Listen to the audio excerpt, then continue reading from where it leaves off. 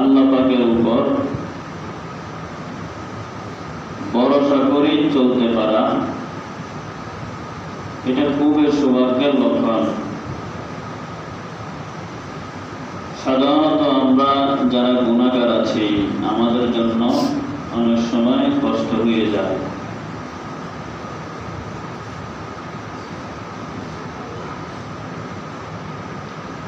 হাদিসে আল্লাহ রাসূল সাল্লাল্লাহু আলাইহি ওয়াসাল্লাম ইরশাদ করেছেন,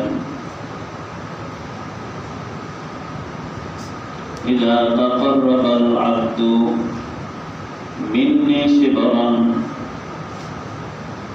তাকাররাবতু মিনহু জিরাআন।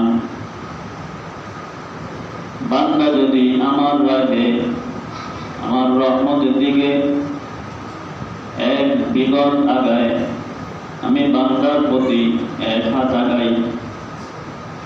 ওয়াইদা তাকাররাবা মিন্নি জিরাআন তাকাররাবতু মিনহু বাআন।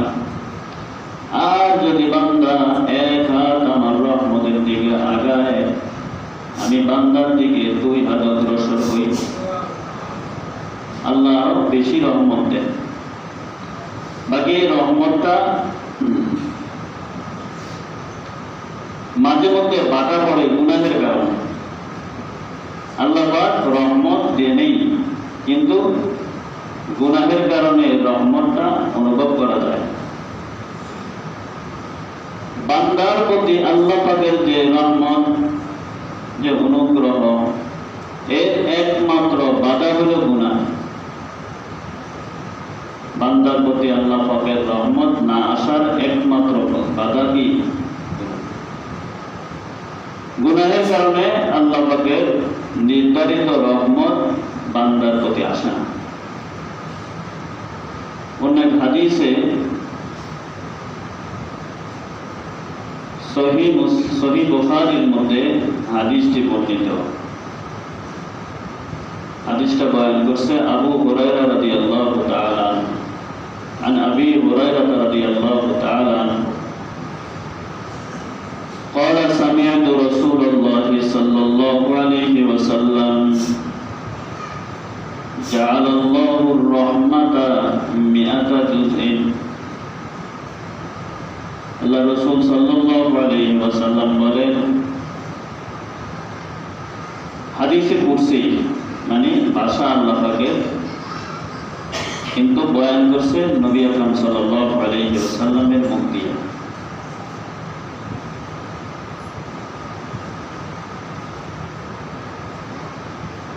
আল্লাহ রাসূল বলেন, আল্লাহ পাক রহমতকে 100 ভাগে বিভক্ত করেছেন। জাআলাল্লাহুর রাহমাতা 100 জুজইন, 100 ভাগে বিভক্ত করার পরে وعنده 99 জুজআন, 100-র মধ্যে 99টা অংশ আল্লাহ পাক নিজের কাছে রেখেছেন। ওয়ানজালাহুল আরদা জুজআন ওয়াহিদা, এবং জমিনে আল্লাহ পাক এই 100 ভাগের 1 অংশ আল্লাহ পাক দিয়েছেন। আল্লাহ রাসূল বলেন, ফামিন যালিকাল জুজ, ওই অংশের কারণে ইয়াতারাহামুল খালক, একজনের প্রতি অন্যজনের ভালোবাসা ওই এক অংশের কারণে। এক অংশের কারণে পিতা সন্তানকে ভালোবাসে, স্বামী স্ত্রীকে ভালোবাসে, স্ত্রী স্বামীকে ভালোবাসে, সন্তান পিতামাতাকে ভালোবাসে, পিতামাতা সন্তানকে ভালোবাসে। একজন অপরজনের প্রতি যে ভালোবাসা ওই অংশের কারণে। আল্লাহ রাসূল বলেন, হাত্তা তারফা আল ফারাসু হাফিরুহা আন বারাতি ওয়ালাদিহা, এমনকি ঘোড়া তার পায়ের যে চাপ, ওই চাপটা সন্তানের প্রতি পালায় না। খাশিয়াতান তুসিবা, এই কারণে যে এই চাপের কারণে আমার সন্তান মারা যাবে, অথবা ব্যথা পাবে ওই রহমতের কারণে। যে এক অংশ দিছে ওই অংশের কারণেই গোড়া নিজের পাহাড়ের চাপ সন্তানের উপর কি প্রয়োগ করে না, ফালায় না। কোনোভাবে কষ্ট হবে, বাচ্চার কষ্ট হবে, এজন্য এই রহমতটা গোড়ার মধ্যে আল্লাহ দিয়েছে। ওই এক অংশের কি ফলাফল, তাহলে এক অংশের ফলাফল যদি এত বেশি হয়, পুরা দুনিয়ার নিজামকে আল্লাহ পাক টিকাই রাখছেন এই রহমতের কারণে। যদি রহমত উঠে যায় তাহলে দুনিয়ার কোনো নিজাম ঠিক থাকবে না, সব নিজাম পরিবর্তন হয়ে যায়। রাশিয়ার প্রেসিডেন্ট চিন্তা করে যে আমি যদি একটা পরমাণু বোমা মারাই তা আমার দেশের উপরও আসবে রহমত, একটু অনুগ্রহ তার অন্তরে আছে। নেতানিয়াহু চিন্তা করে যে আমি যদি সকলে একসাথে কি মারি ফেলি, যদি মিসাইল যদি আমার উপর কয়েকটা চলে আসে, ওই রহমতের কি একটু হলেও রহমত আছে না, পুরা দুনিয়ার দরহম গরম হয়ে যেত, কিছুই থাকতো না। ওই এক অংশের কারণে দুনিয়ার সব নিজাম ঠিক আছে। আর এই রহমতের মধ্যে যদি কোনো ঘাটতি হয় তখন পরস্পর ঝগড়া বিভেদ, ঝগড়া হানাহানি, মারামারি, কাটাকাটি শুরু হয়।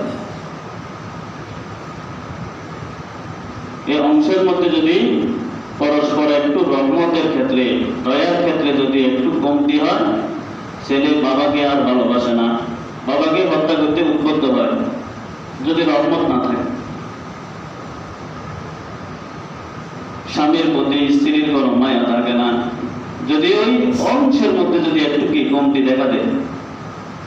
যাই ওই অংশ আল্লাহ পাক দিয়েছেন দুনিয়ার নিজামকে ঠিক রাখার জন্য।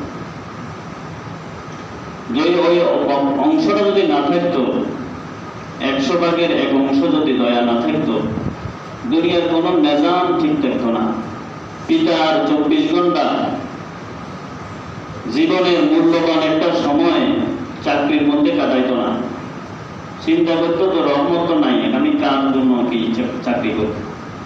ছেলে মেয়ে আর স্ত্রী এগুলা কিছুর প্রতি যদি মায়া দয়া না থাকে তখন সে আর চাকরি করতে কি মনে চাইব না, নিজের প্রতিও দয়া আসবো না। ওই অংশের কারণে দুনিয়ার সব নিজাম ঠিক আছে।